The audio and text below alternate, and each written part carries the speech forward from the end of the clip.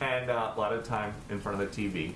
I heard the president say... Did you watch Fox the whole time? Or other things? I have exhausted the full catalog of Guy Fieri content. Oh, okay. And obviously a lot of Fox. But I heard the president say, Google COVID test near me. So somebody isolating with COVID, I did that.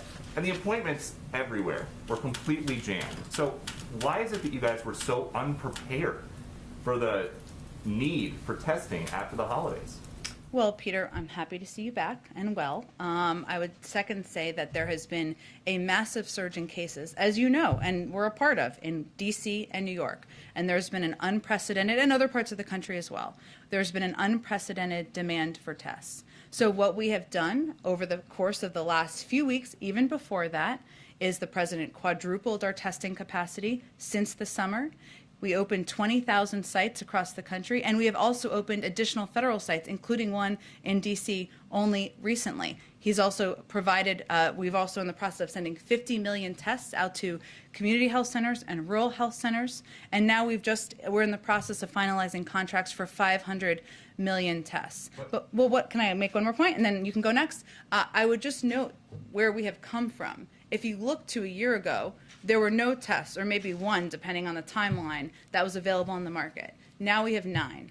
If you look to about a year ago, there was about 900,000 or maybe slightly higher tests that were being issued every day. Now we're about 10 or 11 million. 300 million tests are done in this country every month. So there's enormous progress being made, but we needed to make sure the market was growing. That's what we've been working on, and increase our access to supply, and that's what we've been doing. The tests you're talking about, though, require people to go somewhere and either make an appointment or wait in line. The CDC's guidance is if you think you have COVID, you're supposed to stay home. You guys said you were going to mail free tests to people that need them. The president's there on television talking about a winter of severe illness and death. While he's saying that publicly, why weren't you guys doing more to prepare for the winter? Well, Peter, everyone decides where they're going to go get a test, and we make a range of options available. You can also purchase tests online. Later today, we'll have more details on how 150 million Americans who have health insurance can get reimbursed for tests. So we'll have more details on that later. The 500 million tests I noted, and I give you a little bit of an update on the timeline. We'll have more on the website later this week. So our steps and our process from the beginning has been expanding access to free tests to make it easy and more accessible for Americans, and we're continuing to build on what we've done to date. But the president talked about a winter of severe illness and death. At the rate you guys are going, these tests are not going to be available until spring.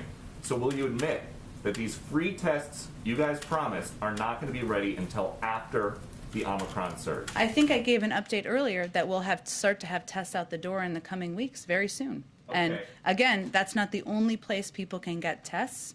There are a range of ways people can get tests online. Again, you'll know more about how you can be reimbursed for those tests from here. Go to different sites. There are federal sites opening up all around the country. And we understand that you guys plan to rely on the Postal Service to send out these free tests whenever they're ready. But the Postal Service says they're going to have a staffing shortage because of your vaccine mandate. So would you pull back on the vaccine mandate if it meant getting people these free tests sooner? The Postal Service also delivered 98, 99% of packages on time in advance of Christmas. And their leaders have also said they're eager to take on this challenge. So we welcome that, and we're looking forward to working with them to get these tests out to the public. And I understand that the science says that vaccines prevent death. But I'm triple vaxxed, still got COVID. You're triple vaxxed, still got COVID. Why is the president still referring to this as a pandemic of the unvaccinated? Well, I think, Peter, there's a significant difference between, and you just experienced this, and not to expose your public health experience, but I can speak to mine as well. I had been triple vaxxed. I had minor symptoms. There is a huge difference between that and being unvaccinated. You are 17 times more likely to go to the hospital if you're not vaccinated, 20 times more likely to die. And those are significant, serious statistics. So yes, the impact for people who are unvaccinated is far more dire than those who are vaccinated. Will the president update his language at some time to be more reflective of the fact that people who are triple vaccinated are catching and spreading COVID?